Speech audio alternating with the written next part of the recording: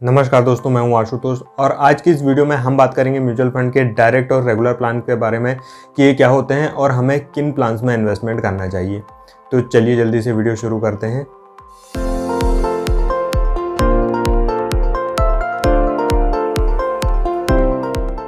जब भी हम म्यूचुअल फंड में इन्वेस्टमेंट करते हैं तो हमें दो प्लान देखने को मिलते हैं। पहला एक डायरेक्ट प्लान और दूसरा है रेगुलर प्लान। डायरेक्ट प्लान क्या होता है? इस प्लान में हम डायरेक्ट एएमसी से स्कीम परचेज करते हैं, बीच में कोई भी डिस्ट्रीब्यूटर नहीं होता है। इस कारण इस स्कीम के एक्सपेंस में डिस्ट्रीब्यूटर का कमीशन भी नहीं होता है और इसी कारण डायरेक्ट प्लान का जो एक्सपेंस रेशियो होता है वो रेगुलर प्लान की से थोड़ा कम होता है। एक्सपेंस रेशियो वो फीस होती है जो हम म्यूचुअल फंड कंपनी को देते हैं अपना पैसा मैनेज करने के लिए। तो डायरेक्ट प्लान में हम इन्वेस्टमेंट करके अपना थोड़ा एक्सपेंस रेशियो या अपनी थोड़ी सी फीस बचा सकते हैं। और रेगुलर प्लान जो होते हैं वो हम डिस्ट्रीब्यूटर से खरीदते हैं, इस कारण इनमें डिस्ट्रीब्यूटर का भी थोड़ा कमीशन जुड़ा हुआ होता है।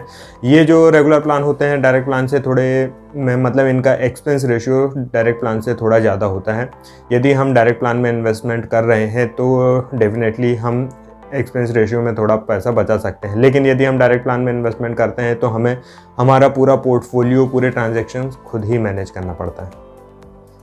किसी भी इन्वेस्टमेंट की सक्सेस तीन चीज़ों पे डिपेंड करती है। पहला है आपका इन्वेस्टमेंट अमाउंट, दूसरा है रेट ऑफ रिटर्न और तीसरा है पीरियड ऑफ इन्वेस्टमेंट। अब इन्वेस्टमेंट अमाउंट तो हर किसी का अपने अलग अलग अपने बजट पे डिपेंड करता है, लेकिन जो दूसरा पैरामीटर है रेट ऑफ रिटर्न, ये आपके स्कीम सिलेक्शन पे डिपेंड करता है। म्यूचुअल फंड की इंडिया में करीब 2500 से भी ज़्यादा स्कीम्स हैं। हर स्कीम का अलग अलग ऑब्जेक्टिव होता है। कोई स्कीम शॉर्ट टर्म के लिए इन्वेस्टमेंट के लिए होती है, मीडियम टर्म इन्वेस्टमेंट के लिए होती है और कोई लॉन्ग टर्म इन्वेस्टमेंट के लिए होती है। किसी का ऑब्जेक्टिव ग्रोथ जनरेट करना होता है और कोई स्कीम आपको स्टेबल इनकम या फिर कैपिटल प्रोटेक्शन प्रोवाइड करने के लिए होती है। कुछ स्कीम्स का रिस्क ज़्यादा होता है, कुछ स्कीम्स में रिस्क कम होता है। तो इन स्कीम्स में हम अब अलग अलग अपने लाइफ के जो छोटे बड़े गोल्स होते हैं, कुछ पास के गोल होते हैं, कुछ दूर के गोल होते हैं, उनके लिए अलग अलग स्कीम्स का सिलेक्शन करके एक पोर्टफोलियो बनाकर उनमें इन्वेस्टमेंट करते हैं। म्यूचुअल फंड स्कीम को सेलेक्ट करने के लिए सिर्फ स्टार रेटिंग और पास्ट परफॉर्मेंस को देखना ही काफ़ी नहीं होता है, इसके लिए बहुत सारे पैरामीटर्स देखना पड़ता है।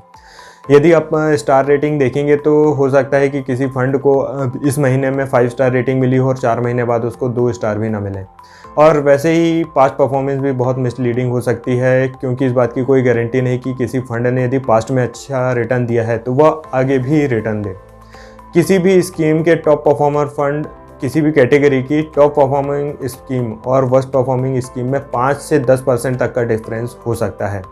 तो आप समझ लीजिए एक गलत स्कीम का सिलेक्शन करके आप अपना कितना नुकसान करवा सकते हैं। इसी नुकसान से बचने के लिए मार्केट में एक्सपर्ट के रूप में फाइनेंशियल एडवाइजर्स होते हैं, म्यूचुअल फंड डिस्ट्रीब्यूटर्स होते हैं, जो आपको बहुत सारे रिस्क और बहुत सारे लॉसेस से बचा सकते हैं। हमारे इन्वेस्टमेंट की सक्सेस का तीसरा और सबसे इम्पॉर्टेंट फीचर है पीरियड ऑफ इन्वेस्टमेंट। मतलब कि हम जितने ज़्यादा लंबे समय तक इन्वेस्टेड रहेंगे उतनी ही ज़्यादा वेल्थ क्रिएट कर पाएंगे। और ज़्यादा लंबे समय तक इन्वेस्टेड रहने के लिए एक्सट्रीम पेशेंस, डिसिप्लिन और सही गाइडेंस की ज़रूरत होती है। म्यूचुअल फंड के हमारे जो इन्वेस्टमेंट की सक्सेस है उसमें सिर्फ 10% ही कंट्रीब्यूशन होता है सही स्कीम सिलेक्शन का। बाकी 90% कंट्रीब्यूशन हमारे टेम्परामेंट और डिसिप्लिन का होता है, क्योंकि जो मार्केट होता है कभी भी यूनिफॉर्म और स्टेबल रिटर्न नहीं देते हैं। इनके रिटर्न मार्केट के साइकिल के हिसाब से कम और ज़्यादा होते हैं। ऐसे में क्या होता है, जब भी मार्केट क्रैश होता है बहुत सारे इन्वेस्टर्स अपना पैसा क्रैश के समय में विड्रॉ कर लेते हैं और इसी कारण बहुत सारे ज़्यादातर इन्वेस्टर्स को म्यूचुअल फंड में लॉसेस होते हैं। ऐसे समय में ही आपके सिर्फ जो एडवाइज़र, डिस्ट्रीब्यूटर रहते हैं वो आपको अप्रिशिएट करते हैं कि आप अपना पैसा ना निकालें, आपको सही गाइडेंस देते हैं और आपको बहुत सारे लॉसेस से बचा लेते हैं। इसीलिए जो आप थोड़ी सी फीस रेगुलर प्लान्स में इन एडवाइज़र्स और डिस्ट्रीब्यूटर को देते हैं वो सिर्फ ट्रांजैक्शन मेंटेन करने के लिए नहीं होती है, बल्कि ये आपके इन्वेस्टिंग जर्नी में डिसिप्लिन मेंटेन करने के लिए होती है। आपने बहुत सारे इन्फ्लुएंसर्स के वीडियो देखे होंगे जो आपको एक्सेल शीट में बताएंगे कि अगले 30 सालों तक आप डायरेक्ट प्लान में इन्वेस्टमेंट करेंगे तो आपको इतने पैसे मिलेंगे और रेगुलर प्लान में इन्वेस्टमेंट करेंगे तो आपको इतने कम पैसे मिलेंगे। लेकिन मेरे हिसाब से तो ये एक बहुत ही इर्रिस्पॉन्सिबल इन्वेस्टमेंट स्टेटमेंट हो सकता है, क्योंकि सबसे बड़ी प्रॉब्लम तो 30 सालों तक इन्वेस्टेड रहना ही है। एक रिपोर्ट के हिसाब से 50% डायरेक्ट प्लान के इन्वेस्टर 2 साल से पहले ही अपना पैसा विड्रॉ कर लेते हैं और करीब 90% इन्वेस्टर 5 सालों से पहले अपना पैसा विड्रॉ कर लेते हैं। और जब भी मार्केट में कोई क्रैश होता है या मार्केट डाउन होता है तो सबसे ज़्यादा रिडेम्पशन डायरेक्ट प्लान में ही देखने को मिलता है। तो ऐसे समय में जब 90% इन्वेस्टर 5 सालों से पहले ही अपना पैसा विड्रॉ कर ले रहे हैं और हम उन्हें कैलकुलेशन दिखा रहे हैं 30 सालों का, तो ये एक बहुत ही गलत स्टेटमेंट हो सकता है। हम जब भी इक्विटी में इन्वेस्टमेंट करते हैं तो 5 सालों से ऊपर का ही टाइम फ्रेम लेके चलते हैं। इसीलिए बिल्कुल भी किसी के कैलकुलेशन से, एक्सेल शीट के कैलकुलेशन को देखकर हमें इस डिसीजन में नहीं आना है कि हमें 30 सालों बाद इतना लॉस हो जाएगा इसलिए हम डायरेक्ट प्लान में इन्वेस्टमेंट करें, क्योंकि 25-30 सालों तक इन्वेस्टेड रहने के लिए बहुत ही ज़्यादा डिसिप्लिन और बहुत ही ज़्यादा पेशेंस की ज़रूरत पड़ती है।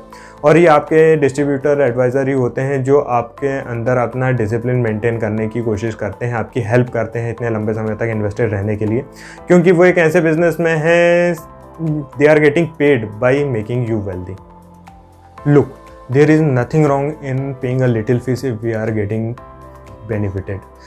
यदि आपको कोई फ़ायदा हो रहा है किसी को थोड़ी सी फ़ीस देकर तो आपको बिल्कुल भी फ़ीस पे करने में सोचना नहीं चाहिए।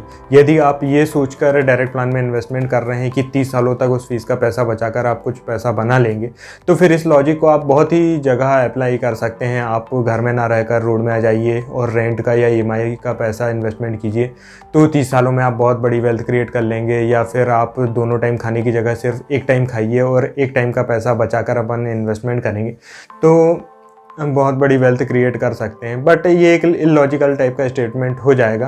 तो ये डायरेक्ट प्लान लेने का सबसे सही तरीका नहीं हो सकता है।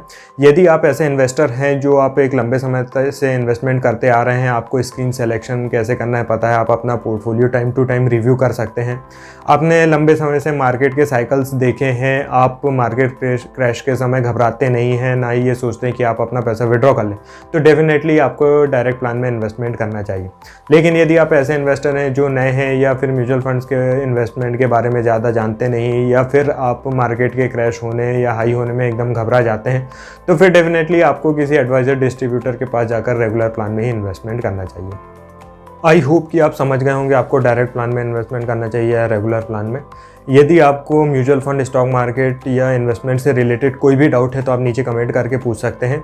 यदि आप हमारे साथ म्यूचुअल फंड्स में इन्वेस्टमेंट करना चाहते हैं तो नीचे दिए नंबर पर व्हाट्सअप कर सकते हैं। यदि इसी तरह के और भी इन्फॉर्मेटिव वीडियो आप देखना चाहते हैं तो इस चैनल को सब्सक्राइब करें और बेल आइकन को प्रेस करें। धन्यवाद।